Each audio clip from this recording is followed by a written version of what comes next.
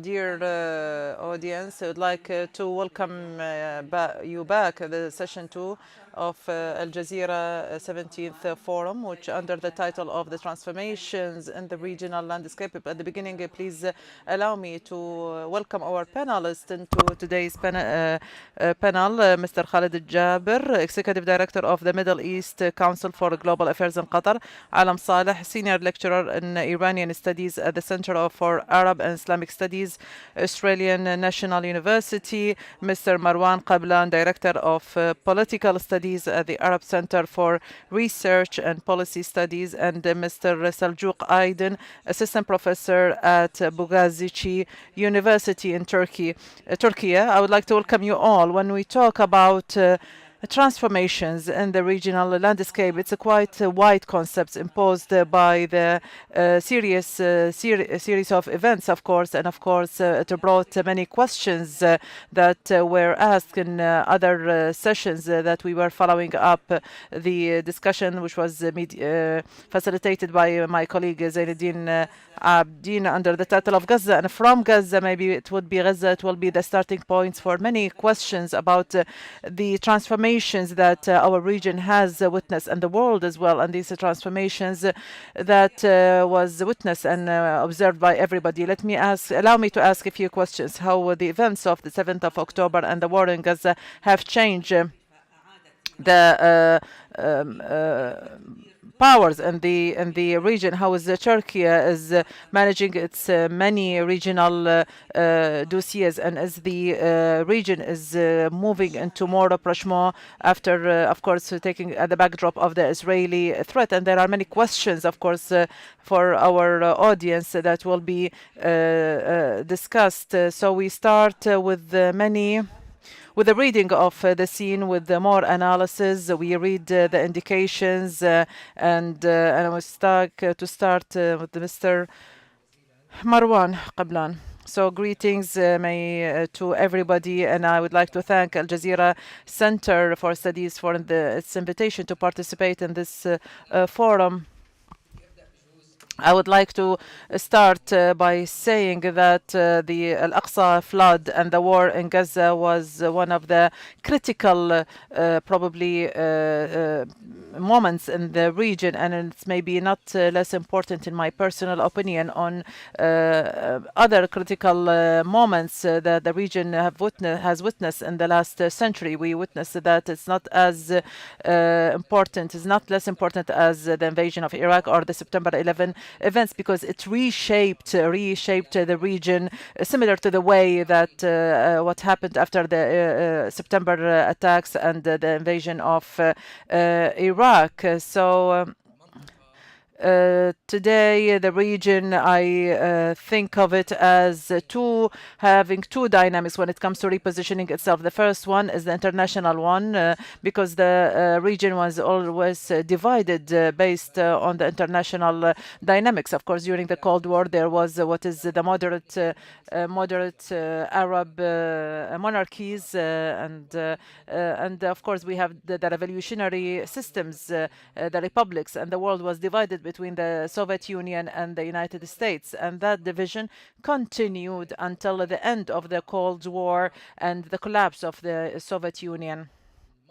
The region, with the collapse of the Soviet Union and of course the rise of the United States as a monopole, the region followed that trend, because there was a containment of the powers, of the radical powers described by the West as Iraq and Iran, based on the dual containment at the beginning of the 90s during the Clinton's administration, and of course the rise of the Saudi-Egyptian axis from 1991 and until 2001. Until then, the invasion of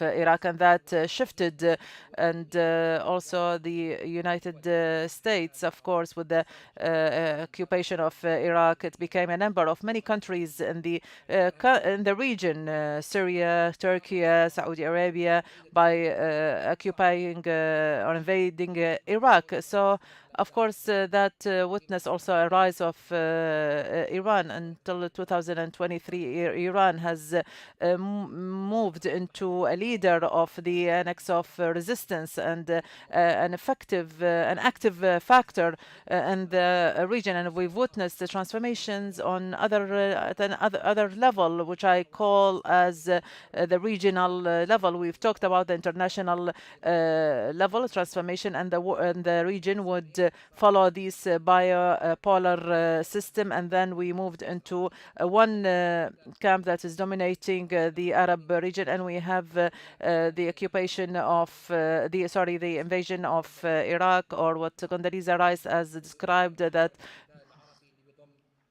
two axes, and the Arab Spring, of course.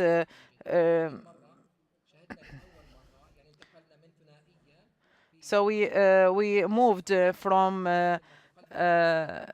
three camps during the Arab Springs. We have three poles. We have the one that is led by Iran, and the axis that led by Iran, and the other one is related to Qatar and Turkey, and the third one is related to UAE, Saudi Arabia.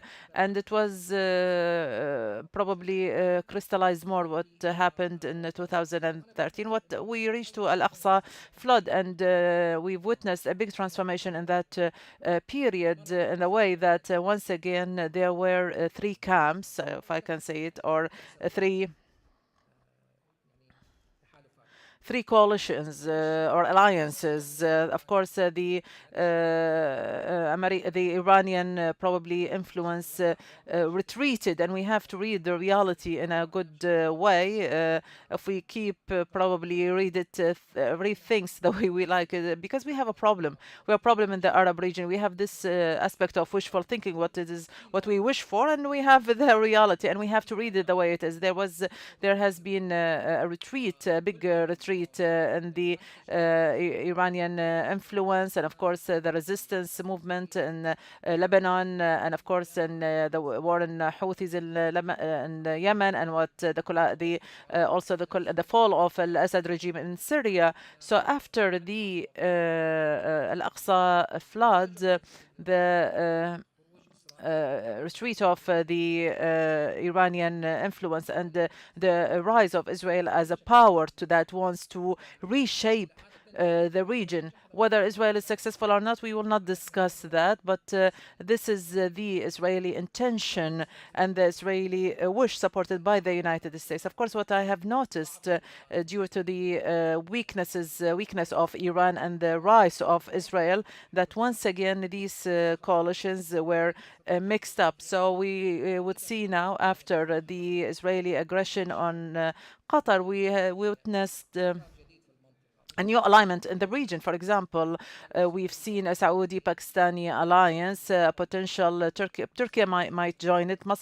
Egypt is still thinking about it, trying to balance things out. And also there is another alliance that we witnessed weeks ago, when by signing the agreement of cooperation, strategic defense between UAE and India. Israel is an ally to India, and of course there is a strong relationships with Israel. And I have to mention a point when it comes to the relation with Iran is critical, in my opinion, because if we talk about reformation of the alliances in the region, and maybe there is Pakistani, Saudi,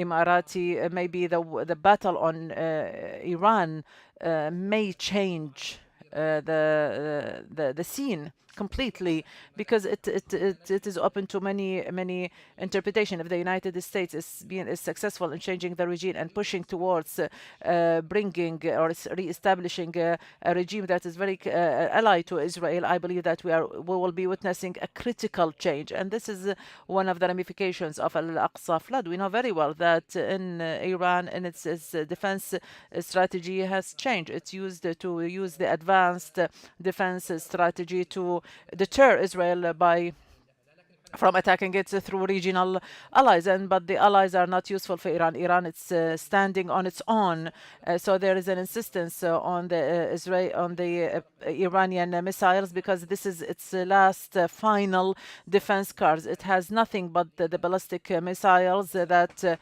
if Israel is capable of removing this part, so if they are successful in changing Iran is if Israel is successful in changing that, and there is another camp, and there is another bloc is forming, Saudi, Pakistan, Turkey, and maybe Egypt will be joining that. So I look into the region in this way. The alliances have changed, and all that happened because as a result of the Al-Aqsa flood. Changes to Iran are suggesting many interpretations, of course, with its relations with the negotiations and that's happening in Muscat, Oman, between the Iranians and Americans. Mr. Marwan, you gave us an idea about the map of transformations in the near future, and you said that it is completely different to what happened. Mr. Khalid Al-Jaber, what do you think about the regional changes now? Taking into consideration with the fast momentum of things. So thank you so much to Al Jazeera for this invitation. Maybe I probably participated in many conferences in the last few months, whether it was in Tunisia or Morocco or Saudi Arabia, and in the Gulf, and Bahrain, and Jordan, and 2 weeks ago. In fact, I've noticed when I talk about the analysis, the political analysis, this pessimistic point of view is dominant. The dark side. If we assume that problems as a glass of water, we always look into the empty part of that glass. We try to break down the narrative and to think about the ways how it will serve us to deal with the international politics. It's very clear that pessimism is prevailing, and the Arab reality, we are not in a very excellent position. And in the last 5 years, it didn't start with the Arab Spring. It started at many, if we talk about Sykes-Picot and the crises that we witness every 10 years, there are real crises that we are plagued with. And number two, I have noticed that all the themes that are reinstated itself to be discussed. The theme that I have found in most of the conferences that I took part is there is a talk about a new Arab Spring, especially with the Gen Zs, and how can they use the technology now in creating a real difference in the Arab world. Unfortunately, this comes from people who are heavyweighted. Let us forget about what happened in the last 15 years when the Arab revolutions started. Are we ready? Are we prepared for new revolutions, uprising? If these revolutions happen in a divided world, Arab world that is suffering from crisis, what will happen in the society? Will it be a prosperous one? Will it we live democracy? All the signals suggest something else. We are not talking about historic experiences. Let us talk about the countries that witnessed Arab Spring, even the gray areas, whether there was some kind of freedom of expression or freedom of media. It eroded. To promote this narrative, we need to break it down. If it happens, what we as peoples, as elites, how can we deal with these narratives? There are no narratives that can actually give us a full picture. Number three, I believe that if we focus on talking, and what we finished what Dr. Marwan started, the problems with the Western powers. Of course, we since the establishments of or the independence of the states, we are an alignment of the United States, and with all the challenges that Trump brought, the rejection of international institutions, organizations, of course, the tariffs, the imposition of the tariffs, and of course, of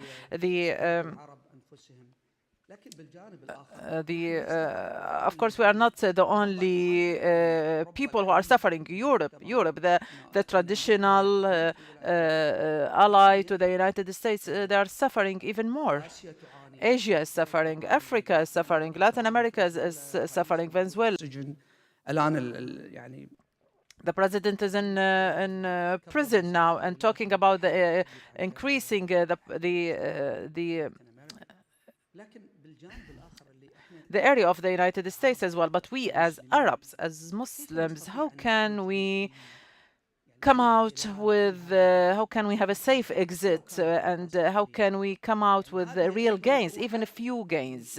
So this is a narrative, this is a talk that has been suggested. This is a discussion that hasn't started. We're still talking about right and left, between black and white, the gray area. What can the Arabs benefit from? This is not for discussion. I would like to refer to the speech of the Canadian Prime Minister. He had a beautiful speech. He said that if you are not sitting at the table, you will be on the table to be prayed on. So what can we as Arabs do? If we look into the other part of the glass, there are big movements. And Dr. Marwan talked about new alliances. I believe the Arab countries, the Gulf countries, of course, with the leadership of the Kingdom of Saudi Arabia, is imposing new realities, or also relying on the stability of the region, fighting division, and investing in the unity of the states, whether in Somalia and in Syria, and so all these positive points that we can build on, we should not undermine them or take pre-positions. The other problem, and I feel it is the biggest problem when I believe that when we talk about Iran and Iran, maybe the GCC, and going back into your question, maybe it came up with a threat when when the Iranian Islamic Revolution and 1979, and exporting the revolution, there was a fear for more than 50 years. If we take into consideration the 5 coming years, that was probably the hooligan. What happened that we don't want Iran to go into war. What will happen in Iran? We will all pay a price. Iran is a big country, and we are joined by geography, by religion. For Iran to reach consensus with the United States, this is the ambition of everybody. So the GCC countries, whether it was Qatar, Saudi Arabia, Oman, Kuwait, there is a real will for mediations. All the leaks, the New York Times and other media, American media outlet, that pressuring for not to be a military adventure with Iran. And I really heartily wish that for this region to be stable, because the division that the Arab countries have been witnessing, we need to enter a more stable phase and to clear the air and clear the conflicts in what we can with the tools that are available in the political toolbox that we have. So, Mr. Khalid Al-Jaber, you talked about Iran, and it is an issue that has many questions, of course, many concerns, and suggests many scenarios. Mr. Alam Saleh, you are an expert in the Iranian affair, and Mr. Marwan he talked about a big retreat in the Iranian role after the 7th of October events. How do you evaluate the Iranian position, taking into consideration all the transformations that have happened? I'll give my talk in English. First of all, good morning, Doha, and thank you, Al Jazeera. The first challenge is to talk about all these complexities in 5 minutes. So welcome to Middle East. There is a saying that whatever happens in Vegas stays in Vegas, but that doesn't apply to the Middle East. Whatever happens in the Middle East, it affects the whole entire global economy, politics, and security. And therefore, such complexity is extremely important to look at in a very kind of in-depth analysis, I would call it. And therefore, I have two angles to look at the issue that was going on in the Middle East and what defines particularly Iran's behavior towards such historical changes that the region is witnessing. The 2 centuries of Western dominance and hegemony globally and in the region in particular has always been dominating and defining, shaping and reshaping Middle East security and politics for, again, at least 2 centuries. Peace processes, conflicts, legitimacy, red lines have always been set by the so-called Western-led order. And my argument today will be that this order is challenged. We are moving towards a multipolar world order where other emerging powers are challenging this Western dominance. Challenging the Western dominance doesn't necessarily mean weakening the West. West is there, United States is there, and they are more powerful than ever. However, the gap between the West and the rest is narrowing.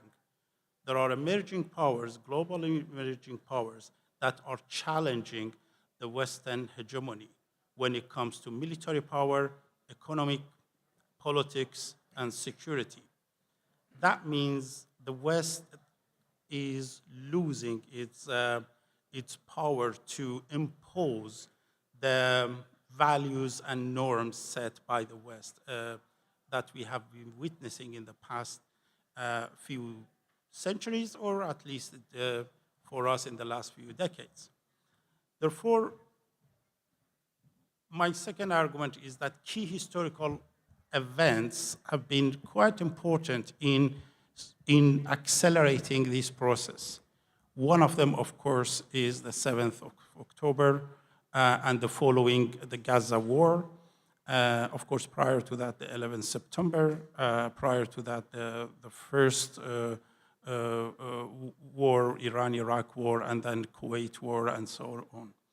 So these key historical events play a very important role in shaping again or defining and or redefining, revisiting our understanding of the alliance making in the region and so on. My second argument is that such a transition period, it creates a security gap. It creates political gap, ideological gaps, which we have been witnessing at least in the past 2 decades or so. So the relative decline of American power, and which we may call it the post-American Middle East, does not necessarily mean the absence of United States in the region. United States is there, and it will be there. But it means the centrality rule of the American-led regional order when and where actors in the Middle East, the regional actors, become, or they will get more agency to act independently. This has its own, of course, consequences. In some cases, we may lose kind of a security guarantee that have been taken responsibility by the United States in the past, when we had a unipolar, on the one hand, the so-called the Arab Cold War, Soviet Union in one hand, United States on the other hand.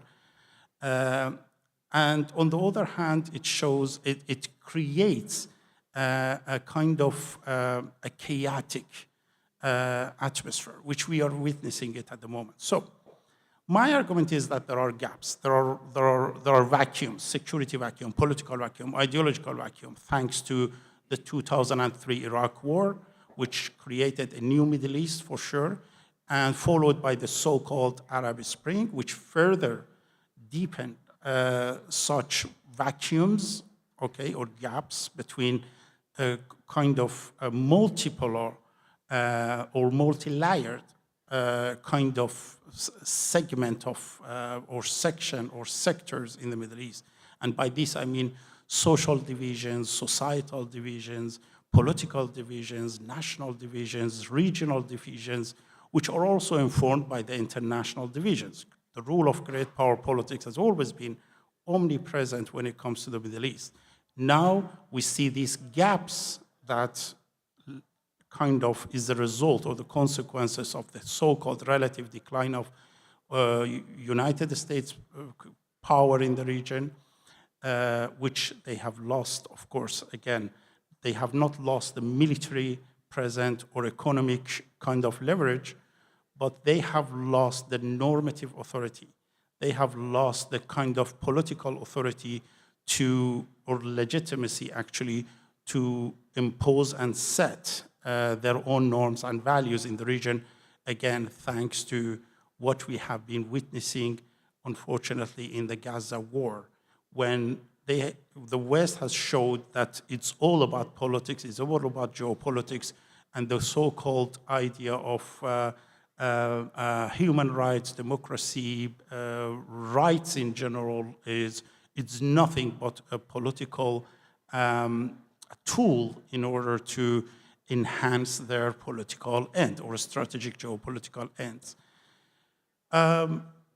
This atmosphere, this kind of transitional kind of period is what shapes or informs Tehran's policy to resist. My argument is that Tehran's policies in the region is not ideological, despite the fact that they have a rhetoric of religious, sectarian, you name it, nationalist. Yes, of course, these all rhetorics are used by everyone, everywhere, including the Western democracies. It's all about this changing balance of power. And this, again, this power vacuum that is occurring in such a period of time, that Tehran requires or actually prescribes itself to act in a way to fill this gap. I will conclude, and I think I talked more than 5 minutes, that what's going on in the Middle East is new. It has not been seen. There are regional actors, powers, and of course, extra-regional powers such as China are attempting to fill this gap. We are actually witnessing the post-American Middle East order, but we don't have any alternative order to introduce. All actors are attempting to feel this in a way they wish, and the recent kind of diplomatic activities that we have seen in the Middle East, which is extremely actually phenomenal. It shows that the Middle East is trying to redefine itself rather than being defined by others. Thank you. شكرا أستاذ علم. ربما Thank يجمع you, Mr. الجميع Alam. حتى Maybe اللحظة على أن all هناك of us till اختلاف now جوهري agree that there is a كبير basic difference, مدعى major ربما difference, للتساؤلات في هذه which calls المرحلة. for سأتوقف عند questions right now. توصيف I ذكرت will قبل stop قليل بأن المنطقة تعيش أجواء at a فوضى point أو which أجواء is the region فوضوية، is وهنا أنتقل living إليك سيد chaotic atmosphere. سلجوق. And إذا here we go كانت to Mr. الأمور أو Seljuk. الأجواء في المنطقة If the atmosphere تشهد in the فوضى region بهذا is الشكل، witnessing chaos تركيا in كيف this manner, تدير ملفاتها for في هذه Turkey, how المرحلة؟ is هنا it managing نتحدث its affairs ليس here? فقط عن تركيا Not only about ومحيطها وإقليمها، Turkey and نتحدث its عن region, but rather تركيا في ملفات مهمة Turkey لها، in نتحدث عن important غزة، issues عن for it, such as سوريا، Gaza, العراق، وأيضا السودان. Syria, Iraq, and also Sudan.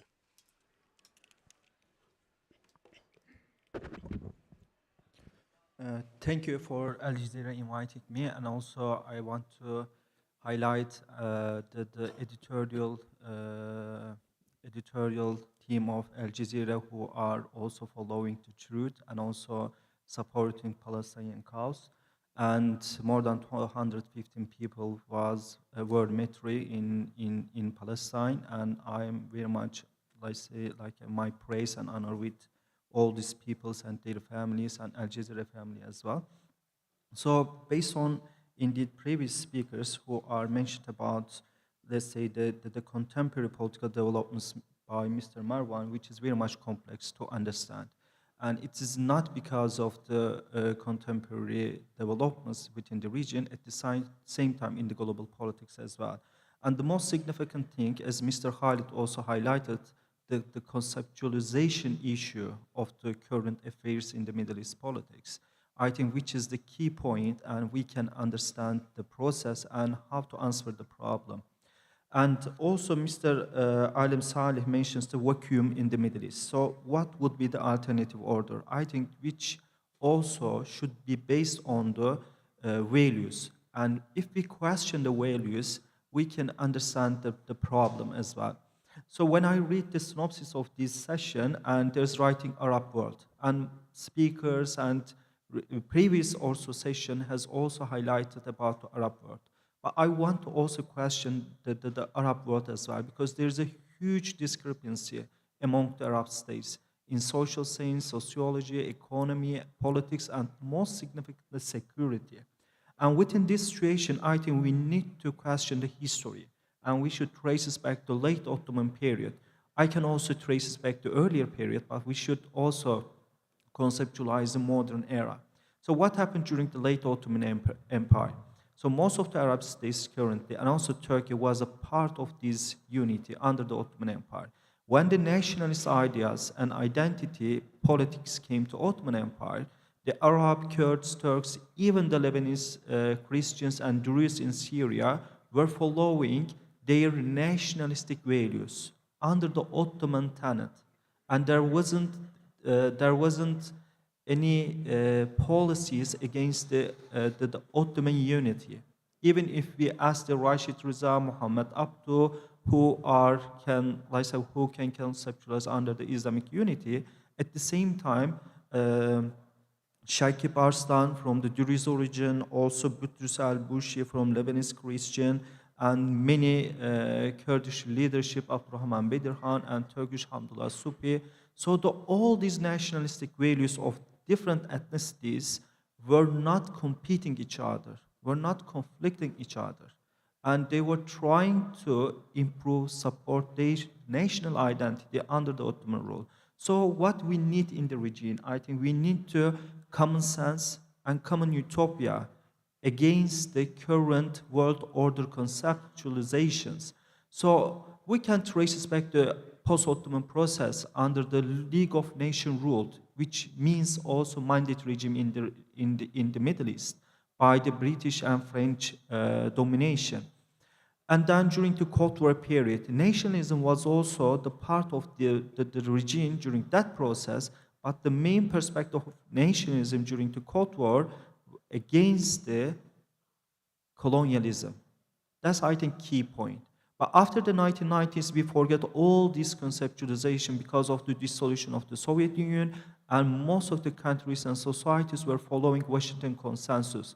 What was the Washington Consensus? Which was a market-led capitalism and following the certain model from the Western countries.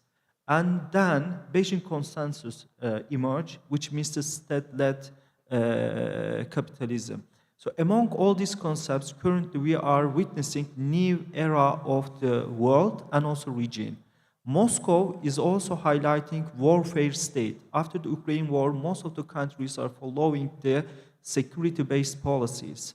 But I think Tel Aviv is the most significant for the region and which is threat for Turkey and Arab world. What is that? Tel Aviv consensus is a recolonization process. And what is that? It is indeed same with the 19th century political trajectory for the region. And even United States is following these policies in Greenland, in Venezuela, in different parts of the world. So for Turkey, I think main position of Turkey is against this kind of the recolonization of the region and this value vacuum in the world politics. Why? Because about 15 years ago, Turkey faced these problems and coup d'etat happened. And in Syria, while Turkey is supporting the humanitarian cause in Syria, and which faced huge problems internally, regionally, and externally as well. And Turkey right now is trying to establish new security new security alignment with the Arab world as well. But the question is again same. Is there Arab world? Is there like a unity of the Muslim world? And is there unification of the Turkish and the other regional powers? That's the key problem. But what we have, the most advantage of the region right now is there is a collapse of values in the world politics and the region.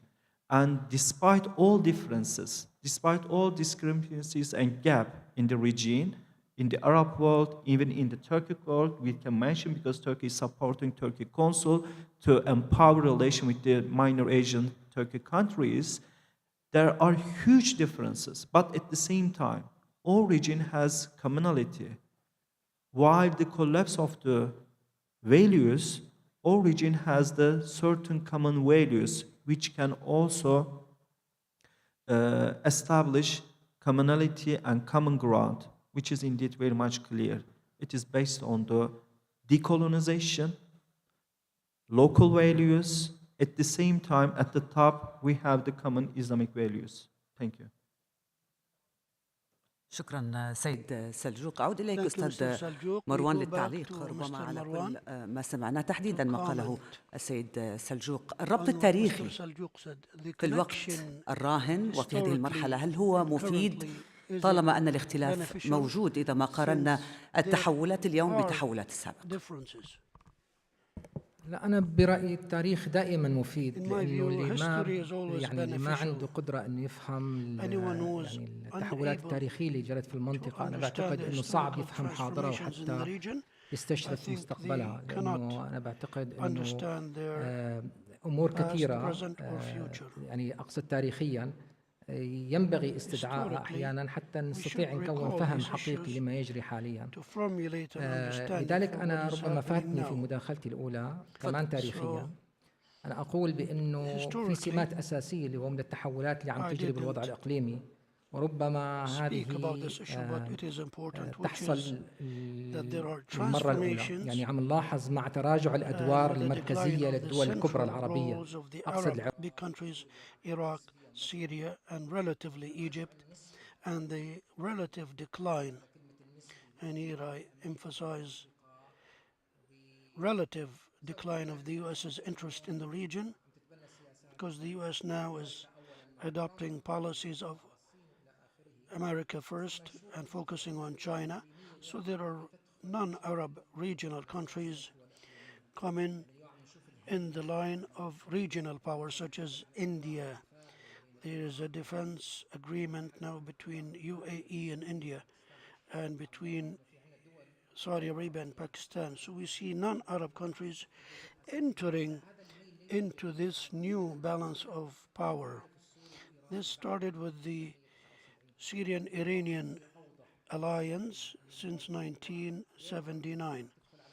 But now we see non-Arab states, and for the first time, Israel itself is part of the balance of power, meaning there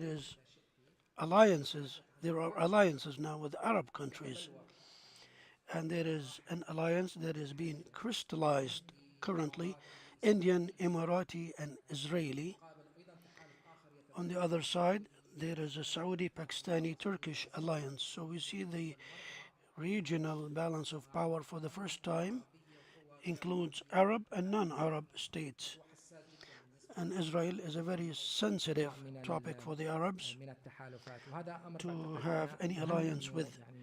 So we should point to this, and maybe we can project that historically.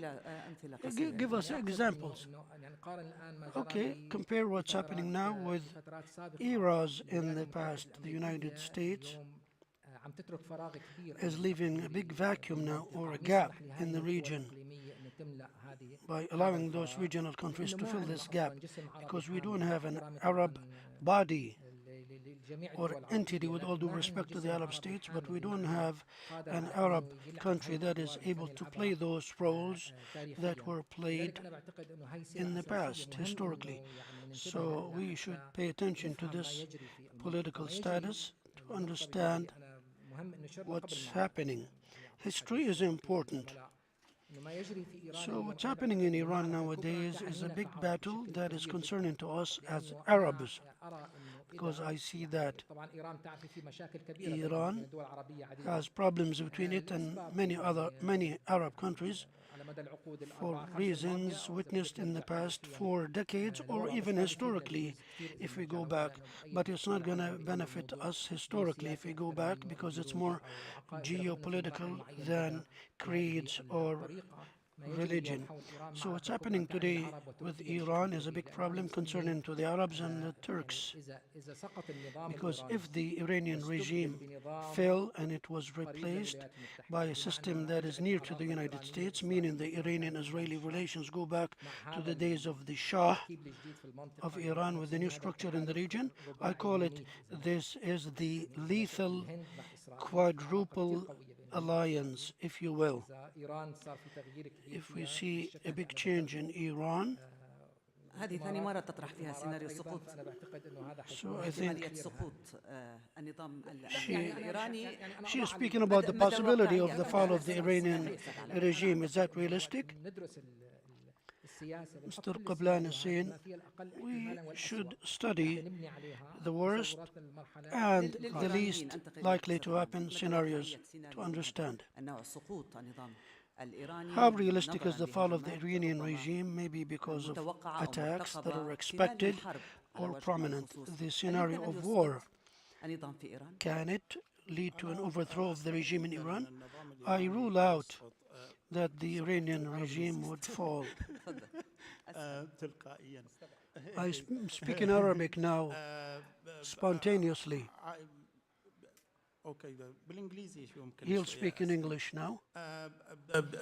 Due to the specific security architecture of Iran's internal kind of domestic security apparatus, it's very unlikely to see the collapse of the regime. No matter how the powerful United States kind of strike might be. And I personally believe that United States actually, they know it, they know that they cannot change the regime, and they are not intending to do so.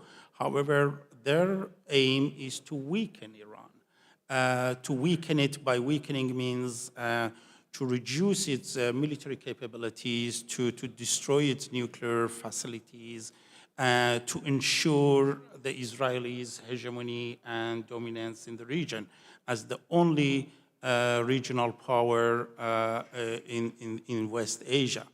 And by a specific security architecture inside Iran, I mean, Iran, unlike other countries, has two national armies. It has a national army in one hand, and it has the IRGC, or Revolutionary Guard, on the other hand, and they balance each other. It has 12 different intelligence offices. Revolutionary Guard has its own, the Ministry of Intelligence, the Judiciary Office has its own, the Disciplinary Force has its own, and so many others. And by studying what happened in many Arab worlds, the role of army was very important in toppling their regime or not. And this is not possible inside Iran. Because these powers, these security forces, they balance each other. So there is independently, and they cannot act differently. And that makes it quite difficult to internally kind of change the security apparatus. And we have seen that they have been kind of loyal to the regime in the past different uprising we have witnessed. On the other hand, we have other catastrophic experiences in the Middle East that show that the United States cannot change regimes by just bombing or using coercive means. United States, 20 years, United States and its allies, 20 years in Afghanistan, spent over $1,000 billion, thousands of American soldiers killed, tens of thousands of innocent Afghani people killed. At the end, they have replaced Taliban with Taliban.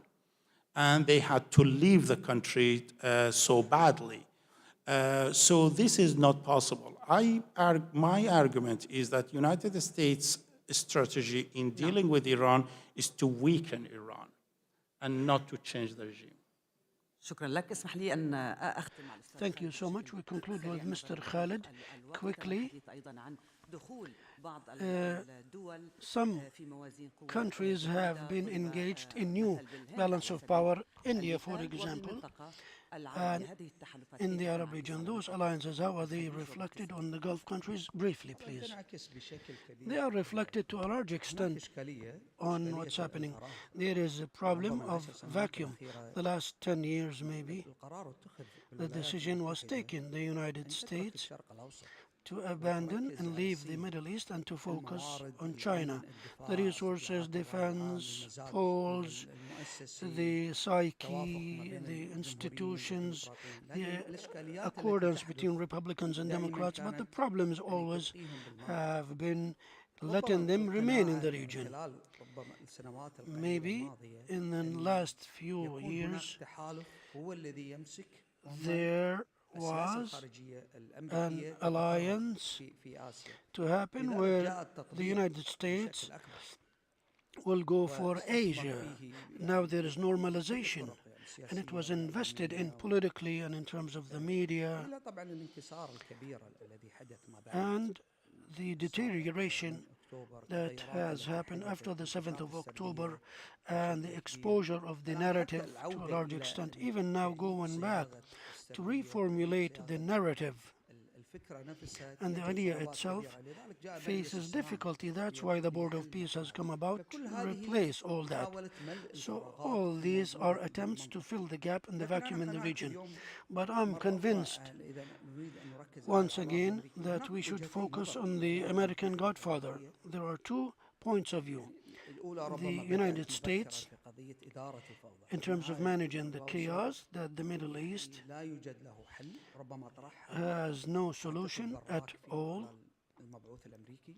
And we have seen Barack, the US ambassador to Syria, and what he said.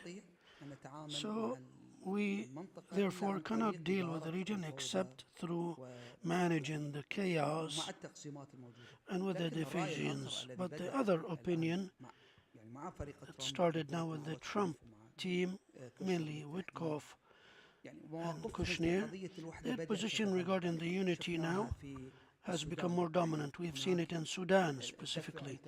There is a push now for Sudan to be united and unified against a point of view that was seeking to divide the country into 2. In Yemen, the position also was clear. In Syria, it is evident. Barack now, he even has changed his latest convictions of late regarding Syria to a large extent. So, as if he is an ambassador قاعد تختلف. احنا So the narrative now is being different. As Arabs and Gulf countries, we should invest in the unity narrative. This will help us to a large extent in terms of the stability in the region. The problem remains in Iran. Changing the regime has been discussed widely, and there are challenges because if there is a fall of the regime, then that means there will be problems in Iran. Maybe that's why there isn't an intervention. But changing the behavior now of the Iran is what the US is working on currently. That there will be convictions more in terms of Iran to get engaged in dialogue in order to reach readdressing of the nuclear issue and the missiles and the allies that have been facing retreat lately. So questions remain, and not every question has a logical answer and realistic one. I thank the speakers, Mr. Khalid Al-Jaber, Mr. Alam Saleh, Mr. Marwan Qablan, Mr. Saljuk Aiden. Thank you all so much. And we also thank the audience, and we call you now for a break. Lunch break. Excuse us, we won't have time for audience Q&A. Thank you.